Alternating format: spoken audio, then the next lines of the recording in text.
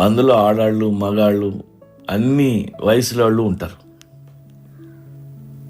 అక్కడికి వెళ్తే అన్జడ్జ్ సమ్వన్ అనే బోర్డు మీకు కనిపిస్తుంది. వాళ్ళ జీవితంలో ఏం జరిగిందో మీతో పంచుకుంటారు.